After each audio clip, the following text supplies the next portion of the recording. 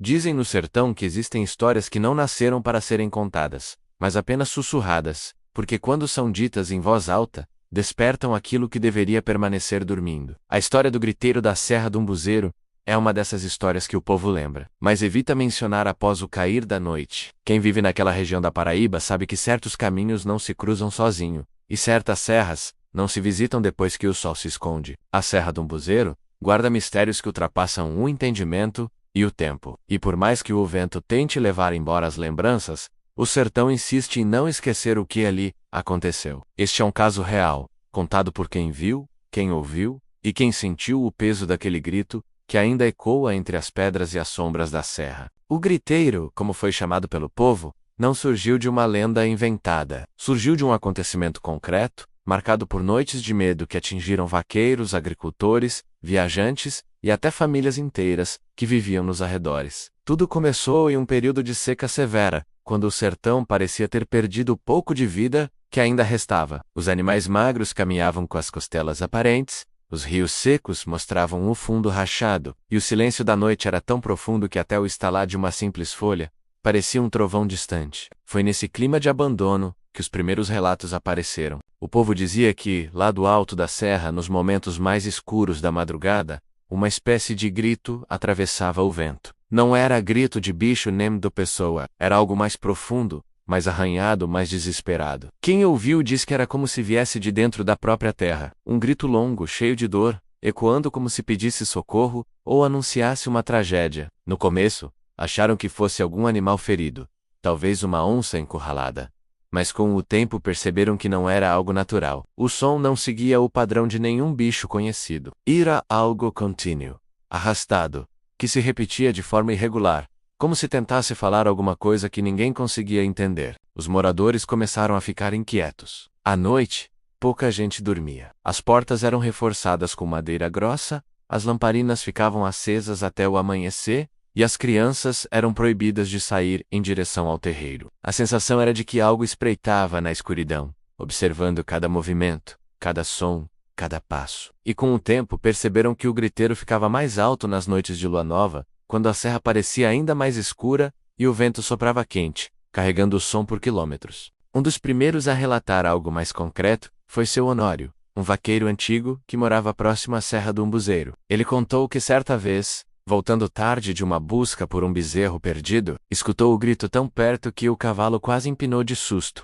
O animal tremia, suava e se recusava a seguir. Seu Honório, homem valente que enfrentava cobra, onça e volante, disse que nunca sentiu medo igual. Ele descreveu o som como se fosse de alguém sendo arrastado pelo mato, gritando com a garganta cheia de sangue, mas sem conseguir pedir socorro direito. Quando chegou em casa, branco como cera, jurou que nunca mais passaria perto da serra de noite. E ele cumpriu a promessa. O caso só piorou quando outras pessoas começaram a ver luzes estranhas subindo a serra. Pareciam lanternas fracas, balançando como se fossem carregadas por alguém cambaleante. Mas ao tentar se aproximar, as luzes desapareciam como fumaça. Alguns moradores acreditavam que era alma penada procurando descanso, outros que era sinal de desgraça. Mas um grupo pequeno dizia algo diferente, que aquilo era aviso. Aviso do que estava por vir. A história ganhou força quando o griteiro passou a acontecer até durante o dia, em horários inesperados. O som surgia do nada, interrompendo conversas, silenciando animais e deixando o ar pesado. Era como se o ambiente inteiro parasse por alguns segundos, esperando que o grito terminasse. Muitas mulheres começaram a ter dificuldade para dormir, crianças adoeceram de susto, e homens acostumados à dureza do sertão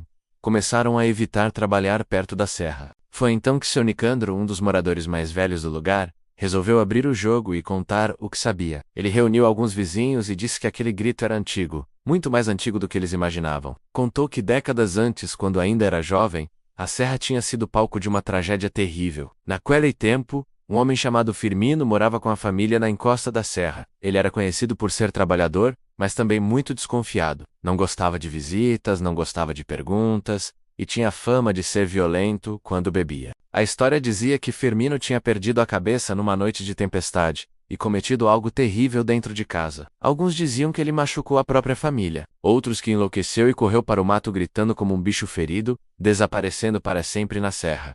O corpo nunca foi encontrado. O povo acreditava que ele não teve descanso e ficou preso ali, vagando entre pedras, ecoando sua dor nas noites escuras. Mas o grito que agora assustava a comunidade parecia ainda mais forte. Maze Present, como se algo tivesse despertado de vez. E o mais estranho, algumas pessoas afirmavam ver uma sombra subindo e descendo a serra, sempre nas noites de lua nova, sempre perto da hora do grito. Uma sombra alta, magra, meio curvada, andando como se arrastasse uma das pernas. Quando alguém tentava observar por mais tempo, a sombra desaparecia. O medo aumentou quando aconteceram eventos mais diretos. Um agricultor chamado Zé Galvão contou que estava cavando um poço raso para tentar captar água quando escutou o grito tão forte que sentiu o chão tremer. E no mesmo instante, uma ventania levantou a poeira do terreiro e derrubou todas as ferramentas que ele tinha deixado, apoiadas numa árvore. Ele jurou que ouviu passos atrás dele e que sentiu como se alguém respirasse muito perto do seu ouvido. Quando virou, não havia nada, apenas o vento quente e o cheiro forte de terra molhada.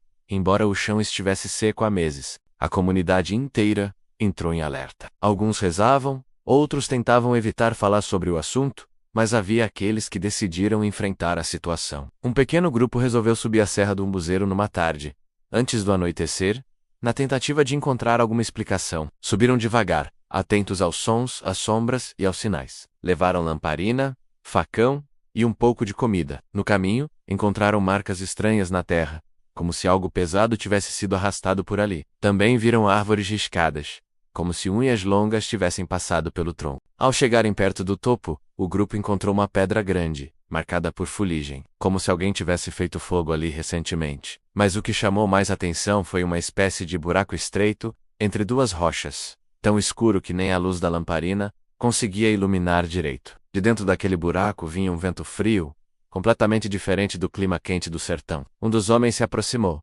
tentando ver melhor, e naquele momento, todos escutaram um gemido profundo, vindo lá de dentro. Um som arrastado, abafado, que fez o grupo recuar de imediato. O gemido cresceu e se transformou no grito que todos já conheciam. Um grito tão forte que fez pedras rolarem serra abaixo e pássaros levantarem voo assustados. O grupo saiu correndo, sem olhar para trás. Depois desse dia, ninguém mais tentou subir a serra. E o grito não parou.